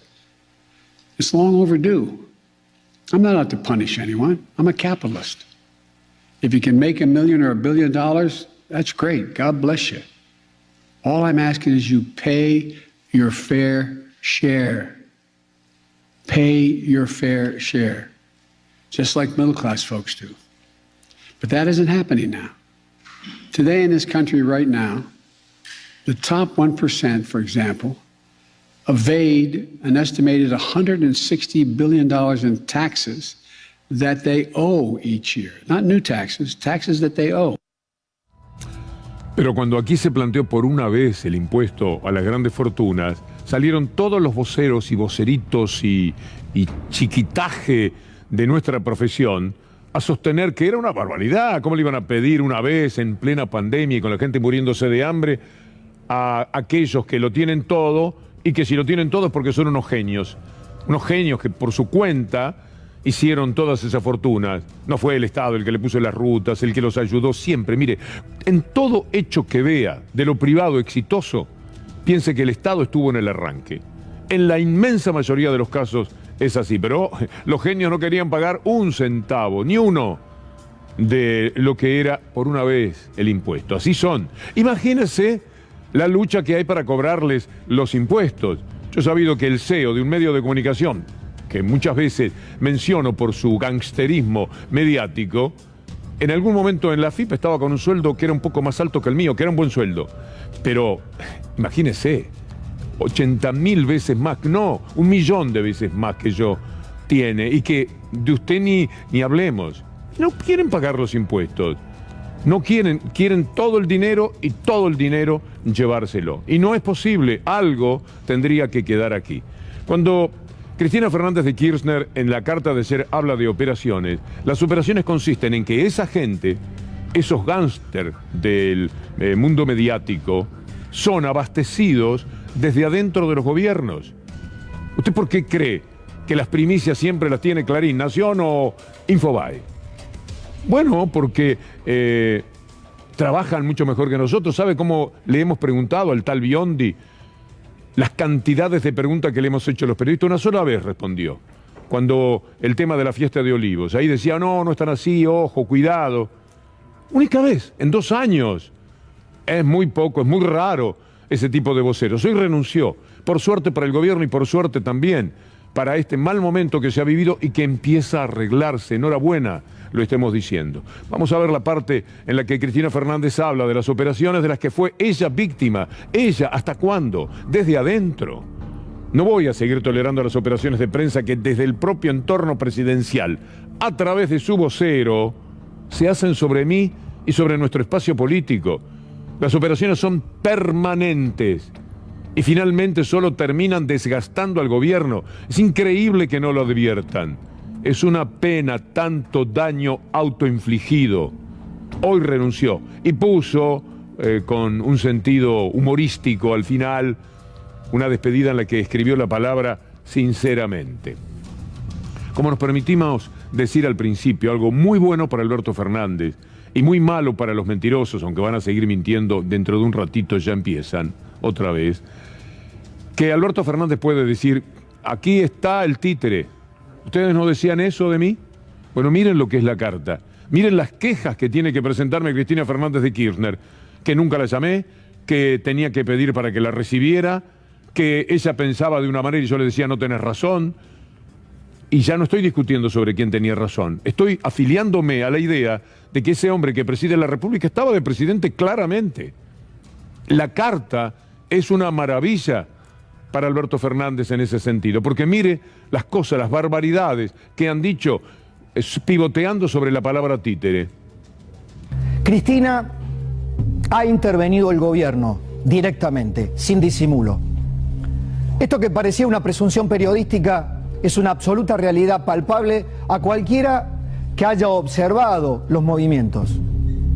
Alberto Fernández, el presidente, ha quedado reducido, subordinado, humillado por momentos. Cristina ha vuelto en estado puro. Y lo que necesita, ella está convencida de esto, son títeres para la victoria. Y ahora lo pongo en plural. El principal títere es el presidente.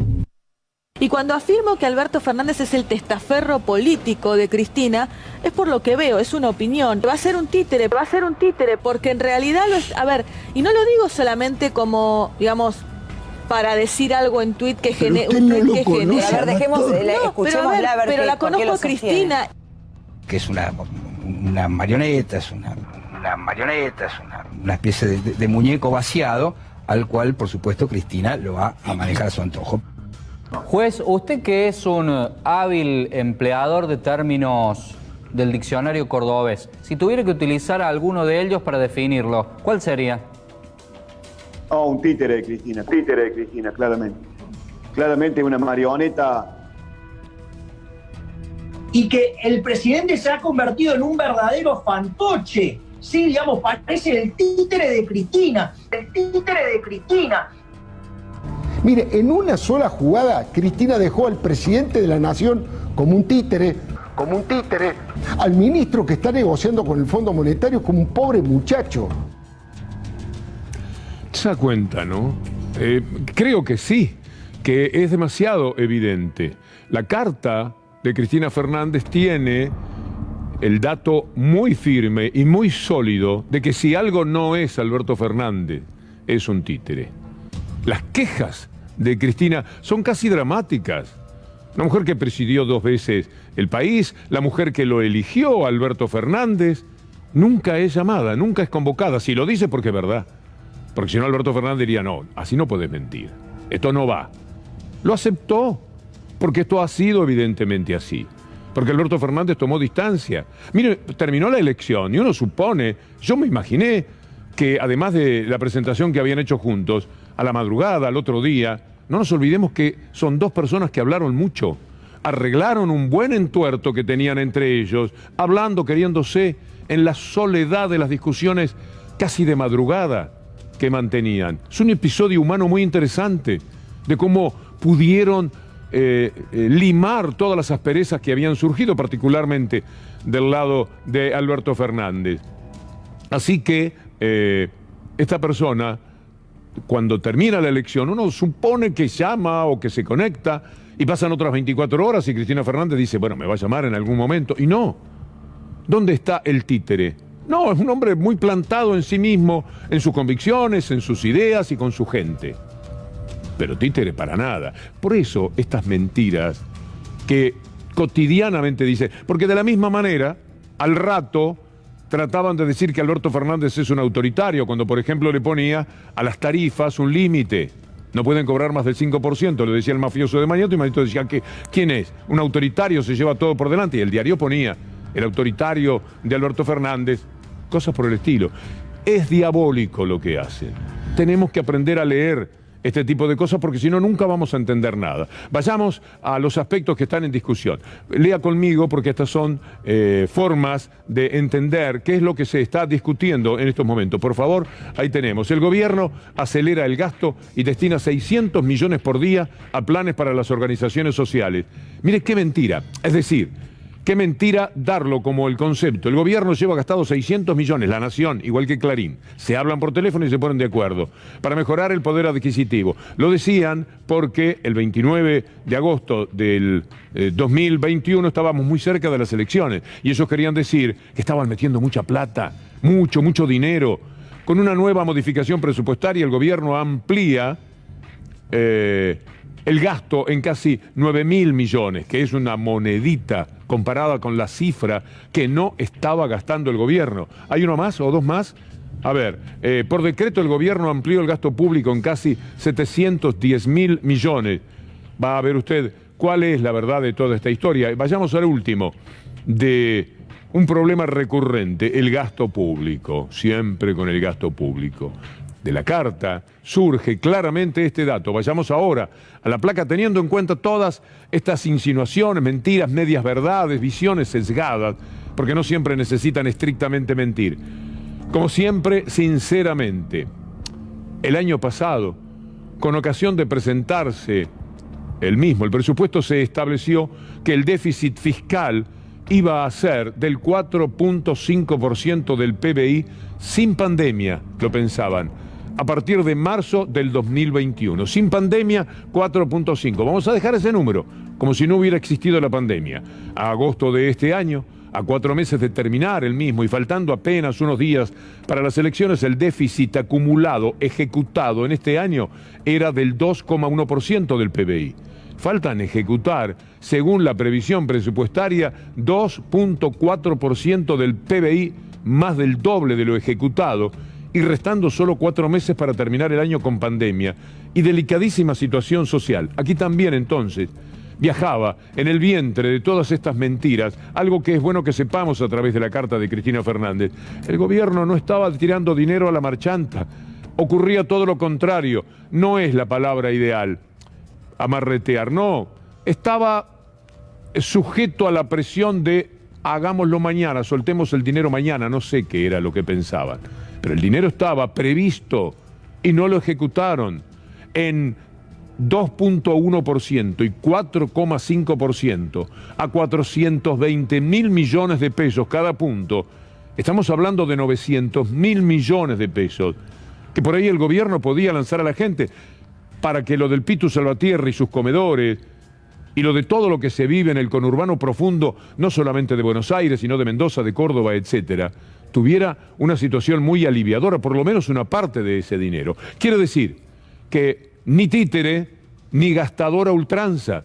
Por el contrario, persona que toma sus decisiones y que, entre otras, está estableciendo que no se va a gastar un dinero que, por presupuesto, se podía gastar. Y ahí está el reproche de Cristina Fernández de Kirchner. Después está la operación, porque estamos hablando de todas las operaciones, que títere, que gastador, etcétera, etcétera. Operación, ministro de Economía, quiero que lo echen. ¿Cuántas veces lo escuchó en estos días? ¿Cuántas veces se dijo? Bueno, mire cuál es la realidad de lo que sucedió. Alberto Fernández, citado textualmente en página 12. ¿Podemos verlo? En TN. Ah, bien, primero TN diciendo que está muy bien presentar el pecado, diciendo que pedían la renuncia de Guzmán. Imprevisto, pero obviamente una renuncia orquestada desde el Instituto Patria con el objetivo básicamente de condicionarlo al presidente a llevar adelante un cambio en el gabinete. La vicepresidenta y Da Cámpora plantearon del domingo a la noche y el lunes de que era necesario la renuncia de algunos ministros, en especial el ministro Martín Guzmán. Mentira, mentira, mentira y mentira.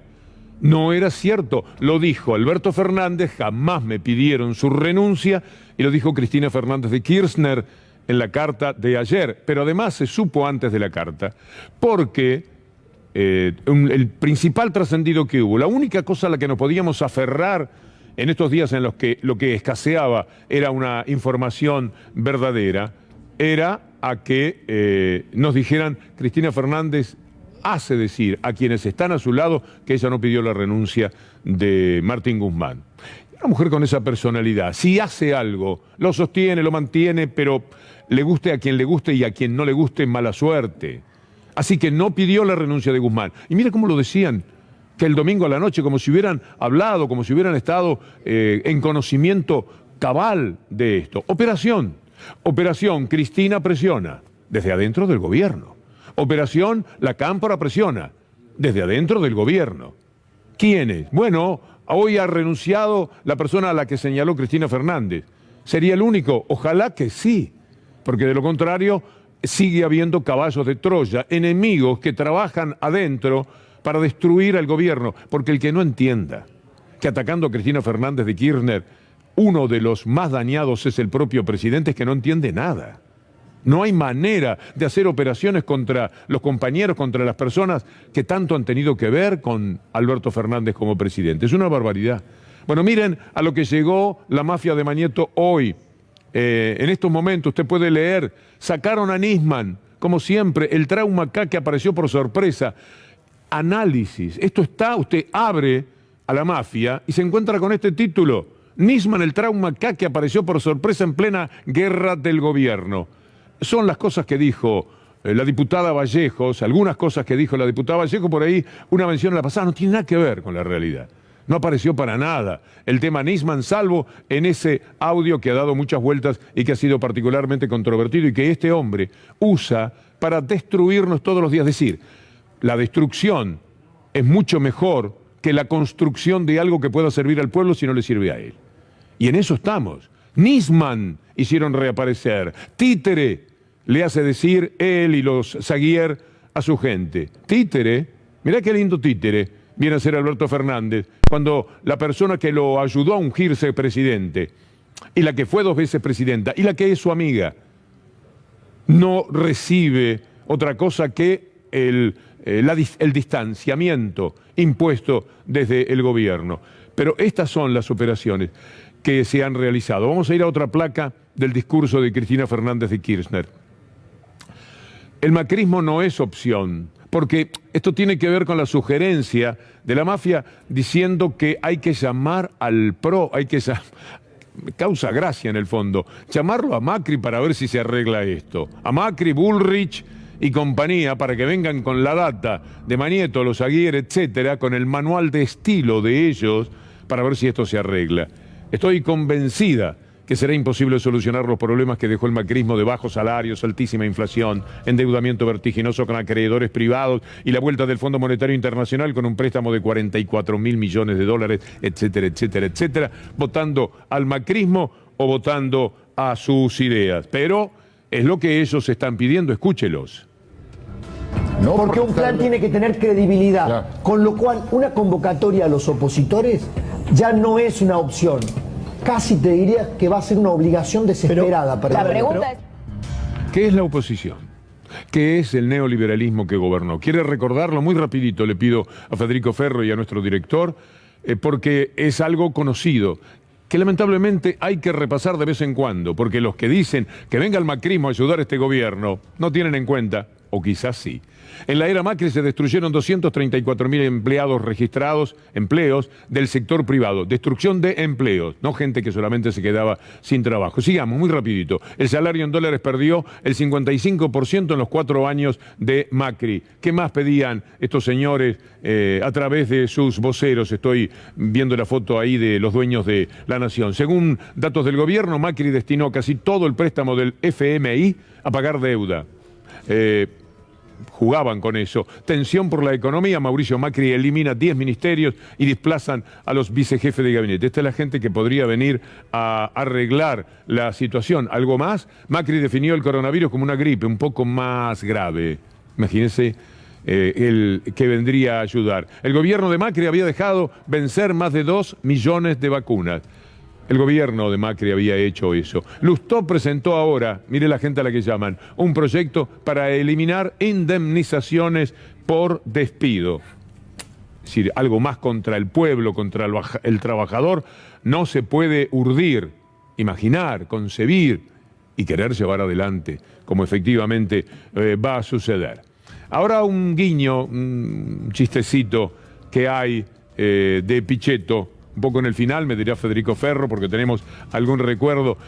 Mire lo que Pichetto ha dicho. Terminan siendo desopilantes, son gente para un stand-up en el Paseo La Plaza, a la medianoche del viernes, ¿vio? Cuando están los stand-uperos y uno dice, ¿qué voy a hacer con mi vida? Me quiero reír. ¿Por qué no Pichetto, ahí cuando uno pasa por la avenida Corrientes, para decir esto que le vamos a escuchar? Macri era muy malo, pero ningún argentino se quería ir del país. Había una visión capitalista. A ver otra vez por si se lo perdió porque fue muy rapidito. ¿Se puede ver de nuevo?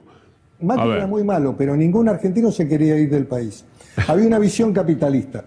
Macri fue muy malo, pero nadie se quería ir, con lo cual por supuesto está diciendo una mentira porque él consume esos medios que dicen que la gente se va ahora. No, la gente que ponen los portales y los diarios, que vive fuera del país y dice, ahora estoy viviendo bien, son los que se fueron en 2018 y 2017.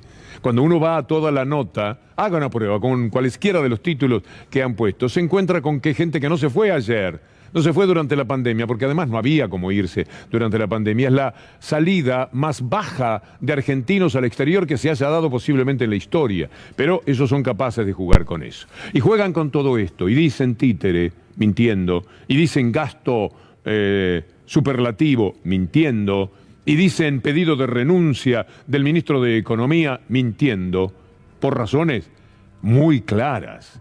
Ellos quieren que el gobierno se debilite al máximo.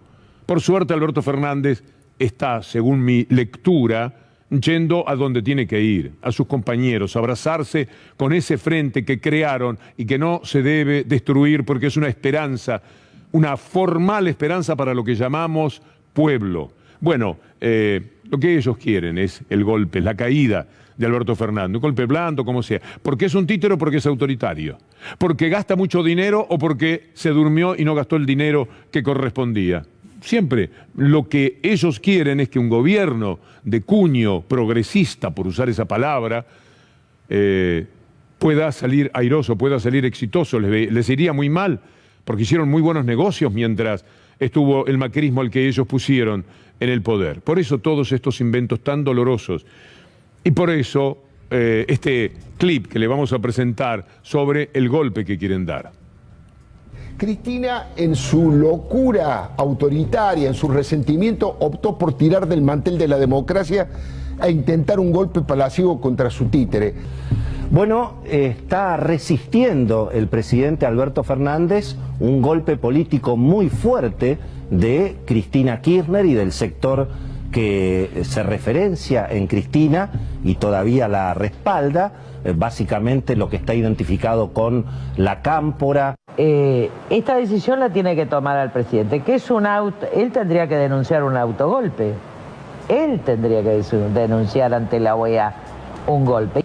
Siempre piense que esto que mostramos es, por razones obvias, el 1% de todas las barbaridades que se pueden llegar a escuchar desde esos medios embretados en la idea de un golpe blando, como le llaman. Si no intervienen militares, es golpe blando. No querían reconocer el golpe de Estado en Bolivia con clara participación de los militares, sencillamente porque no habían ido los militares a balear a la gente que estaba dentro de la Casa de Gobierno. Así que imagínense lo blando que les resultaría un golpe aquí. Y lo procuran estos señores, ¿eh? Esos son los dueños. A mí no me interesa la discusión con cada uno de mis colegas. Cada uno hace lo que puede con su vida. Y allá está usted con su juicio. Pero estos señores están escondidos detrás de todas estas voces. Y son los verdaderos protagonistas, son los que se quedan con todo. ¿Usted cree que el dinero de Macri irá a algunos bolsillos de los periodistas? Le pagarán alguna fortuna para lo que es el mercado. Pero a los bolsillos que fundamentalmente van a los de los dueños. Naturalmente. Imagínenselo a Macri tratando de comprar una parte del diario, de ayudar a los Aguirre con 15 millones de dólares. Es una bicoca, es una maravilla. Porque además ellos le hubieran ayudado a Macri igual por una cuestión ideológica. Pero Macri quiso asegurarse que le iban a llevar el apunte porque tenía alguna desconfianza de lo que TN haga. Si en algún momento le baja el pulgar Mañeto y dice ahora a Larreta, por ejemplo. Golpes. Ese bombardeo que nosotros le presentamos es el mismo de hace 66 años y 3 meses. Esos son los ataques contra los argentinos de 1955.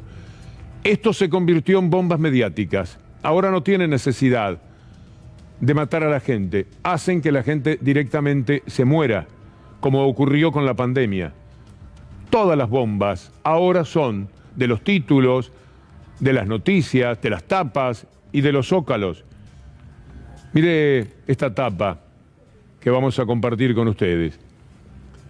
El general Leonardi jurará mañana. Arriba, es total la tranquilidad en el país. Esta gente nos quiere ver tranquilos, quiere que estemos felices, tranquilos como en aquel momento en que volteaban un gobierno democrático y ponían una dictadura. Veamos ahora este video. Acompáñenos. El golpe de 1955 se gesta con el claro objetivo de terminar con el gobierno de Perón. El 16 de septiembre, desde la Escuela de Artillería de Córdoba, el general Eduardo Lonardi inicia un alzamiento militar a gran escala. Un nuevo golpe de Estado usurpa el poder y pone fin a 9 años de gobierno peronista. Los diarios, que brindan su total apoyo al gobierno de facto, deben recurrir a eufemismos para referirse al peronismo o a Perón. que es aludido como el tirano prófugo o el dictador depuesto. La revolución es Felipe Piña. Hablando del golpe del 55, teníamos mucho más material del propio Felipe en el día de ayer, pero hoy tan solo como una especie de recordatorio en la continuidad para hablar de los golpes y el dolor que han provocado. Es histórica la tapa del 76, en línea con la tapa del 55 y con todo lo que sean las tapas que ellos pondrían cada vez que puedan voltear a un gobierno que no les guste. Esta es la tapa del año 76, siempre apelando a la total normalidad. Está maravilloso el país, es fantástico que tengamos la normalidad de gobiernos que contemplen fundamentalmente a quienes abogan, de la manera que lo vemos todo el tiempo, por las dictaduras. Y a veces lo consiguen. Esta vez uno tiene la esperanza de que eso no suceda. Recibimos una visita estupenda. Alguien que siempre nos ayuda a pensar. ¿Lo conocías a Darío Zeta? Darío Stanraiver. Lo conozco y lo quiero mucho. Muy además. bien. Vos también. Lo mismo digo, Víctor Hugo, varias veces hemos hablado con él. Bienvenido. Por favor, un placer para mí. Sabés lo que te adoro. ¿Nos ayudás a entender cómo se filosofa? ¿Me das una pequeña clase? ¿Qué es la filosofía? ¿Cómo yo podría empezar a filosofar? Mira, vos hacés mucha filosofía. No, de verdad, porque haces una filosofía en el modo, en el gesto de tu forma de pensar, que es básicamente, mira, para resumirlo en una palabra, confrontar el sentido común. Y eso vos lo haces todo el tiempo. Por eso digo, no hace falta, y no es que estoy denostando la formación académica, pero no hace falta estudiar filosofía de manera institucional para hacerla. La puede hacer un periodista, la puede hacer una madre en su casa, la puede hacer cualquiera en la medida en que coloca su forma de pensar en una perspectiva distinta a la hegemónica, que es al modo en que nos exigen que pensemos, ¿no? El sentido común, un filósofo alemán llamado Heidegger lo define como el impersonal se, S-E. Pensamos lo que se piensa, sentimos lo que se siente, deseamos lo que se desea. ¿Quién nos piensa? ¿No? Y peor, Víctor Hugo, increíblemente nos piensan, pero nosotros creemos que cuando pensamos somos autónomos en esa manera de pensar y no estamos haciendo otra cosa que insertarnos en dispositivos previos que reproducimos casi burocráticamente y felices de creer que somos nosotros los que sentimos, los que deseamos, los que pensamos. Entonces, una manera de filosofar es enfrentar esos dispositivos previos. Todo el tiempo, pero hay un problema. La filosofía, por lo menos la que a mí me gusta hacer, digamos, Marx era filósofo y Santo Tomás de Aquino, y a los dos en el mismo equipo, difícil ponerlos. Digo, la filosofía que a mí me gusta, que tiene su origen en Nietzsche, en Marx, en Foucault. A mí me gusta Spinoza. Impresionante Spinoza. Y hay una recuperación de Spinoza en la contemporaneidad fascinante también, pero en ese momento, ¿no? El primer judío ateo, que aparte excomulgado por la comunidad de su época. Lo que sufrió ese hombre me emociona mucho, porque increíble. Para sostener sus ideas. Pero vos sabés que lo excomulgan antes de haber publicado nada. Pero como siempre, digo, cómo se repite la historia, las estructuras de la época, en esa Holanda de la tolerancia religiosa, no aceptaba al ateo. O sea, la tolerancia religiosa es, acá pueden convivir judíos, musulmanes y católicos, protestantes, luteranos, pero no puede haber alguien que niegue una afiliación religiosa, ¿no? Es el falso pluralismo. Mirá cómo se repiten las historias. Si quedás afuera y lo que haces es cuestionar la estructura, te liquidan. ¿Vos podés decir que el ser común, las personas como nosotros, también filosofan? Todo el tiempo, pero, digamos, por ahí sin contar con las categorías que te da la lectura. Digo, vos lees a Kant, recién estaba ahí me para una persona esperando entrar acá, un trabajador acá del canal, y me pregunta por las acciones morales. Me dice, pero si vos haces algo, digamos, y no lográs tu objetivo, eso tiene valor, ¿no? ¿Tiene valor o no tiene valor moral? Es genial. Digo, ¿leíste Kant? No, me dijo. Pero parece que sí, porque de algún modo estás entrando. Ahora, si lees Kant, agudizás todas esas reflexiones. O sea, todos podemos hacer filosofía, leyendo y formándote, complejizás para bien tus reflexiones. También perdés espontaneidad, ¿eh? Porque el que está demasiado sumido en las normativas de la academia, en los cánones, pierde algo de frescura. Eso es lo que no te pasa a vos, pero no vamos a entrar.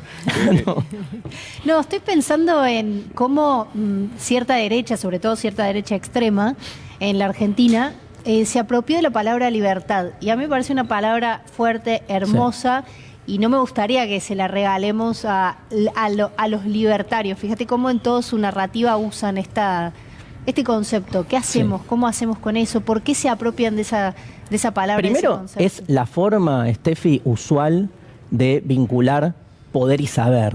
O sea, lo primero que hay que entender es que el lugar donde el poder mejor ejerce su disciplinamiento es en postular conceptos epistemológicos, o sea, desde el saber como si fuesen verdaderos, ciertos, únicos. Digo, la gran argucia del poder es que hace pasar por objetivo, por neutro, lo que es en realidad conveniente a su propio interés. Entonces vos agarrás cualquier diccionario de ciencias sociales y tenés como mínimo 10, 12 definiciones de la palabra libertad, pero se impuso una. Entonces, la pregunta es ¿por qué se impone? Y no es solo porque los libertarios la hicieron circular. Evidentemente hay toda una estructura social que hace rato viene conduciendo una sociedad más individualista, más atomizada. Ahora, por ejemplo, para dar un ejemplo concreto de la palabra libertad, yo prefiero la libertad en tanto liberación, no en tanto lugar de llegada, sino lugar de partida. Liberarte todo el tiempo de los condicionamientos que te oprimen, ¿no? Si pensás a la libertad más como un liberarse, rompes con el paradigma. Eso empieza por uno mismo. Y eso empieza por uno mismo, porque la principal cárcel, no te quepa duda, es uno mismo. Darío, el otro día estuvo el Pitu Salvatierra acá y contaba que en su comuna, en los barrios populares, ganó Milei y decía que muchos que están afuera del sistema, ¿por qué van a cuidar a alguien que los deja afuera del sistema y que Milei justamente va en contra del sistema? Quería mostrar un viaje que queremos hacer a 1984 de Tita Merelo para hablar un poco de los pobres y de la unidad. Y después, si podés, pues seguramente vas a poder, nos haces una unión con lo que decía Pitu Salvatierra y lo que dice Tita Merelo. Dale. Los pobres están mucho más pobres ahora. El pobre está muy pobre, Carrizo. Y yo soy de ese bando, de la mayoría. El mundo está lleno de pobres. Además, el problema, el drama, el hambre no es nuestro, ojo. El globo terráqueo está nada. Y no vamos para adelante. ¿La tuviste? Somos viajeros de la misma nave. Si no nos llevamos bien, esto no sale adelante. Si nos peleamos entre hermanos, esto no va para adelante. La nave no va a llegar a puerto. Tremendo. No, o sea, claramente me parece que hay una escisión de la política tradicional con los problemas fundamentales, en este caso la pobreza, la indigencia, ¿no? Que atraviesa todas las sociedades y también la Argentina. Yo creo que esa escisión, ¿no?, entre la política tradicional y las demandas sociales más genuinas, más primarias, es la clave para entender la aparición de movimientos que se invisten de antipolíticos, aunque persiguen obviamente otros objetivos. Pero veámoslo al revés. Así como surgieron movimientos antipolíticos frente a la crisis de la política tradicional, también surgieron movimientos en el arco contrario que lo que buscan es rescatar lo político que está en crisis. Hablo del feminismo, hablo del ambientalismo, que lo que vienen a traer a la sociedad es esa idea de que lo político se juega en las relaciones de poder más cotidianas. La frase feminista, lo personal es político, es clave, porque es entender, digamos, que esa pobreza, que esa situación de arbitrariedad y violencia se juega en la mesa de la casa los domingos, o sea, está presente en las acciones cotidianas. A veces parece que la gran política habla de grandes cosas, pero las necesidades pasan por otro lado. Me das el pie justo porque estos días, anoche cuando me iba de acá después de leer la carta de Cristina, hablábamos con Anabela, la productora de este programa y particularmente la cabeza que más entiende a Víctor Hugo, ¿puedo ponerle así? Así es. Así es, bueno. Y nos quedamos hablando de qué pasaba con esta carta, el lugar de Cristina como mujer en una coalición, las mujeres con poder, la construcción, y hoy fue parte de la discusión. De hecho, Gabriela Cerruti, diputada, salió a hacer una serie de reflexiones que la estamos viendo en pantalla. Dice lo siguiente: más allá de las diferencias políticas, las feministas deberíamos aceptar que Cristina Fernández hace política como nos gusta a las mujeres, dice lo que piensa, no acepta que la ninguneen, pone en valor su peso propio, elige sus batallas. ¿Es disruptivo? Sí, sí, y eso es lo que predicamos. Es una reflexión que Cerruti hace respecto de la carta, ¿no? Dice, veo respuestas de amigos que dicen los trapos sucios se lavan en casa y recién hoy caigo en pensar que esa frase encierra todo. Nosotras lavamos los trapos sucios en casa para que ellos salgan a mostrarse limpios afuera. Creo que el feminismo trajo muchas cosas, además del propósito inicial, ¿no, Estefi? Que es visibilizar el lugar asimétrico y la violencia que sufre y sufrió la mujer a lo largo de la historia. Trajo realmente la posibilidad, y eso a mí me entusiasma muchísimo, de refundar lo político. Porque es como poner el acento donde hay que ponerlo, que es dónde pasa el poder, por dónde pasa el poder. Seguimos pensando en grandes poderes abstractos y realmente las relaciones de poder son mucho más micro y mucho más efectivas. Ese sentido común del que hablábamos al principio no es que está en un mundo etéreo, está en cada, obviamente en cada femicidio, pero también en cada casa donde se decide que, no sé, el hijo varón tenga más posibilidades que la hija mujer. Entonces, esos cambios son fundamentales y me parece que además, digo, el feminismo ha traído la posibilidad de enamorarnos de lo político. Tengo dos imágenes además para que veamos, y una vez escuché a Cristina hablar de estas dos imágenes y me parecen muy representativas de lo que quizás está sucediendo ahora. Son dos imágenes, la primera es de su primer mandato, una caricatura que publicó Clarín en los primeros 100 días de mandato, a fines de marzo de 2008, cuando Cristina recién salía de esta crisis con la patronal del campo, ¿no? Con el lockout patronal del campo.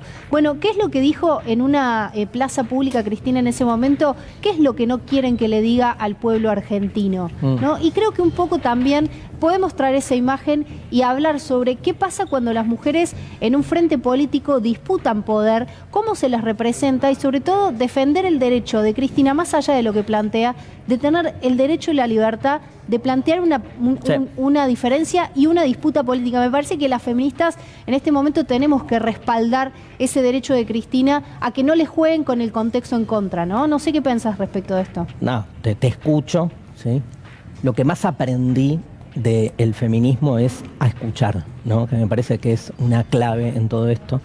Hay dos personajes de la política de los últimos tiempos que a ambas, y están en las antípodas ideológicas, las corren primero por mujer y después por lo que piensan.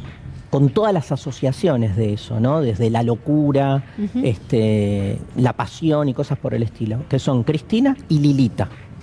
Pero a las dos, y está claro que a nosotros nos cae mejor una que otra, y sin embargo, en términos así, si querés, más patriarcales, el tipo de denostamiento, ¿se dice? Sí, se dice. Es el mismo, ¿no? Y sí, es interesante y está bueno mostrarlo y decirlo también más allá de las diferencias. ¿Qué mujer filósofa te interesa especialmente? Mira, en Argentina hay filósofas. Hablé con Gaby Borrelli, por ejemplo, para aclarar un poco las ideas respecto de esto, porque tenía una sensación, y viste que las feministas construimos bueno, una pero conversación. siempre el feminismo está por suerte en disputa interna y eso lo hace crecer mucho. En Argentina me gusta mucho Diana Mafía, Esther Díaz, dos personajes que también piensan muy distinto, pero me han ¿Y en la hecho... historia, en los libros? No, sí, hay una pensadora de principios del siglo XX que se llama Simone Weil, que es fascinante, que empieza en el trotskismo, termina en una conversión mística, y bueno, toda ¿La filosofía siempre contiene política,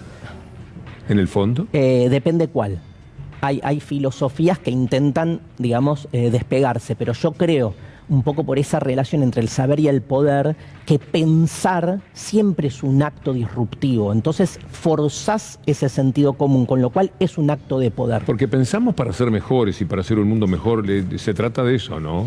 Y es el gran debate, ¿no? Digamos, ¿qué nos diferencia? ¿Viste? Hay una idea de Nietzsche que cuando se pregunta qué nos diferencia a los buenos de los malos, Nietzsche dice que los buenos somos siempre nosotros.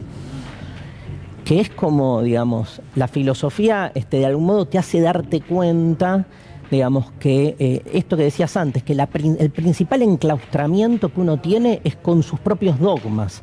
Por eso yo creo realmente en la necesidad de escaparse de uno mismo, ¿no? De salirse de esos lugares que uno cree tan puros, ¿no? Esa especie de sacralización del yo.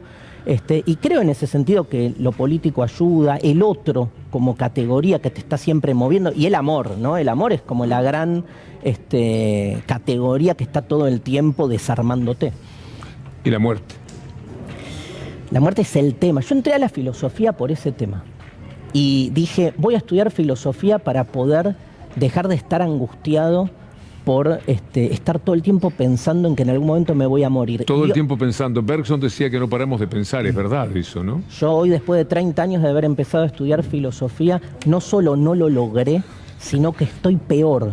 O sea, pero bueno, por lo menos, bueno, nada. La cabeza a velocidades es que no de la puedo, época. No puedo, yo dije, va a haber una mañana que me voy a levantar sin esa angustia existencial. Y no me pasa, ¿sabés que no me pasa? Y más viendo el mundo como está, todo tira para abajo en algún sentido. Pero yo ¿Sos un melancólico? No, soy más un escéptico. Ajá. Más que un melancólico. El melancólico cree en algo, que no existe, ¿no? Perdido, pero cree en algo. Yo soy más como de... Siempre me peleo con las creencias ingenuas, digamos. Milito más el pesimismo. Prefiero siempre más un pesimismo militante que un optimismo ingenuo, ¿no? Schopenhauer es un pesimista. Sí. ¿Y? Me fascina, pero hay que... a dosis. Es como que te da razón a lo que vos pensás, pero es por dosis, ¿no? Porque es por dosis, sí. No hay que creérsela demasiado. O sea, hacer filosofía es como de a poquito, ¿viste? A veces me preguntan, ¿estás todo el tiempo pensando en todo? No porque me Un muero. libro que vos digas a los amigos, ¿le interesa lo que estamos charlando? Queda deslumbrado, como siempre ocurre con Darío. Pero empiece por tal lado. ¿Qué rumbo? Mira, voy a hacer un acto escénico porque tengo una remera que dice... claro. Así habló Zaratustra, así que no puedo no mostrar esto. Librazo de Nietzsche, para zambullirse, no entender nada, pero que te pase algo. A mí siempre me pasa, pero mucho repetido esto, Víctor Hugo, que me paran en la calle y me dicen, vos sos el que haces filosofía, me encanta lo que haces, no entiendo nada, pero me encanta. Y al principio decía, todo al pedo lo que hago, porque si al final no entiende nada, y después digo, no, porque ese me encanta mueve algo. ¿No? Mueve algo, educa desde otro lugar, más emocional, ¿no? Y aplicado a la política, en general, no te hablo de política partidaria, de los líos que hay. No, yo creo que hay que leer, o sea, hay clásicos que hay que leer. Hay que leer el Manifiesto Comunista, hay que leerlo. O sea, lo lees y esa noche estás como... Porque aparte está escrito, es un manifiesto. Pero a partir de vos directamente, tu conclusión de estas horas, caminás y ves las informaciones, lo que decimos nosotros, los periodistas y demás, y ¿qué ves de todo ese lío? No, creo esto que te decía, como vamos a usar una metáfora futbolística, el que hace filosofía, ¿sabes quién es, Víctor Hugo? Es un número 5. Para la pelota, pero no el Chapu Braña, ¿no? Digamos, el que tenemos ahora, que es un genio, que es el Corcho Rodríguez. Para la pelota, levanta la cabeza y te cambia el eje. Un redondo podría ser. No, redondo está en las antípodas de mi manera de ver el fútbol. No. Una brujita Verón que te pegaba un pelotazo para el otro lado Tiene y la que cancha ser hacía entonces vos estás viendo todo. El nuevo gabinete, la pregunta es, ¿qué no estás viendo? Verón es como esos GPS que uno aprieta un botón para que retome la dirección a la que vas y hace unos movimientos y se acomoda de nuevo. De otra manera, claro. Pero me parece que es por ahí, digamos, ¿qué no estás viendo? Recién hablaba del escepticismo y lo que está pasando a nivel mundial, y hay un intento de la derecha de captar el voto de la ultraderecha, pero la ultraderecha, como es el caso de Milei, dice que podría ir en el 2023 en una interna con Juntos por el Cambio. Escuchemos a Milei y Darío y si te parece después lo analizamos. Pero si te invitan a una PASO dentro de un espacio opositor, se llame Juntos, Cambiemos o Libertario. No importa, vos decís la gran PASO opositora. Sí. ¿Qué haces? Y para sacar el kirchnerismo estoy dispuesto a entrar a esa contienda. Lo mejor que pasó con la pandemia y con el desencanto con los ladrones fue encontrar cantidad de gente valiosa como vos. ¿Te preocupa, Darío, esto es un peligro, el avance de la ultraderecha? Mi pregunta, que creo que es la pregunta de todos, es si los resultados de la PASO lo que expresan es un voto antigobierno por las fallas del gobierno, por la no concreción de las promesas, la típica, o si lo que expresa es una derechización de la sociedad. ¿El ser humano es mejor cada vez o está empeorando? Yo creo que está empeorando, sí. Yo creo que está empeorando y por eso cuesta más. ¿Es por eso que se imponen personajes, alejémonos de nosotros, como Trump? Sí, o sea, hay cada vez más una anulación del otro y una convicción de que el otro te pertenece. O sea, la exaltación de la supervivencia como valor supremo que hace que el otro sea solo un medio para tu propio despliegue. Y ahí va un poco de desprecio incluido. Total, porque lo desotrás, lo inhumanizás en algún punto, lo volvés como fuerza para tu necesidad. Y eso te da muchos más derechos a vos. Claro, pero porque al otro, pero esa anulación, Víctor Hugo, está presente, no es solo un ejercicio político en términos tradicionales, eso lo ves en una pareja, donde crees que tu pareja en realidad está ahí con vos para que vos puedas, no sé, desarrollar tu bienestar o calmarte, la pareja ansiolítica, ¿viste? Que da lo mismo que sea una pareja o una pastilla para calmar tu ansiedad. Entonces ahí hay una anulación del otro. Por eso hablo del sentido común. Está todo relacionado. Digo, esa forma de negar la condición del otro está en la amistad, está en todas las relaciones sociales. Nosotros como que la aislamos y pensamos que es parte de la política. Y lo que justamente decíamos antes con Steffi, lo que trae el feminismo es entender que esa cosa política, ese acontecimiento de lo político, está en lo mínimo. En esos asuntos que siempre parecieron ser apolíticos, como el amor, la familia, el hogar. Darío, recuerdo que cuando comenzó la pandemia mucha gente decía que íbamos a salir mejores. Yo hablé con vos y fuiste muy pesimista. Creo que estás teniendo razón. ¿Cuánto influyó la pandemia en la sociedad? Muchísimo, muchísimo. Todavía no somos conscientes. O sea, todavía no somos conscientes de las transformaciones radicales que se dan con la revolución digital, imagínate, más nosotros, Víctor Hugo y yo, los que somos de otro siglo, que todavía nos sigue sorprendiendo el WhatsApp. O sea, imagínate, estamos como entrando recién a modificar nuestra concepción del sentido. Imagínate la pandemia. O sea, esto recién empezó, no la pandemia, sino la eclosión, ese confinamiento, más allá de la discusión de la necesidad de estar o no confinado en términos de contagio, nos atravesó la subjetividad. Hay un texto de un filósofo que a mí me encanta, italiano, Giorgio Agamben, que decía esto, decía, fíjense que ni bien empezó el confinamiento, lo que se exigió de la sociedad es la distancia física, que es no contagiarse, no estar al lado del otro. Pero al toque le pusimos distanciamiento social. Sin ningún lugar decía que era necesario el distanciamiento social, sino físico. ¿Por qué le pusimos distanciamiento social? Porque ya estaba el dispositivo del confinamiento puesto. Se nos fue el tiempo, como siempre decimos, lamentablemente. Vi gozosamente algunos de tus espectáculos. ¿Cuánto tenés el próximo para...? Estoy con Felipe Piña, que justo ahí lo vimos. Nada menos. El 9 Dos cráneos juntos, es un afano, suspéndanlo. Gracias. Mitos de la historia y la filosofía. Es el libro de él. En el teatro, pero juntamos con filosofía. Claro. Claro. En el Teatro Coliseo, el sábado 9 de octubre, y estoy dando un curso por streaming, que todavía, digamos, empecé el martes pasado, pero todavía la gente se puede anotar, sobre el amor. ¿Y de dónde? En la página del CONEX, de la Ciudad Cultural CONEX, ahí se inscriben todos. No cuentes conmigo porque no sé entrar a esas cosas, pero Bueno. sí para verte en el Coliseo. Sí, ay, dale, Qué obvio. gusto, muchas gracias, Por favor, Darío. a ustedes. Dama y caballero, Un placer. muchas gracias. Un placer, El gallego Fernández Llorente vuelve a un lugar muy querido por él, junto a Daniela Ballester. Así que se viene debate abierto y nosotros le decimos hasta el lunes, buen fin de semana. Es viernes, nos tomamos un descanso. Hasta el lunes, gracias.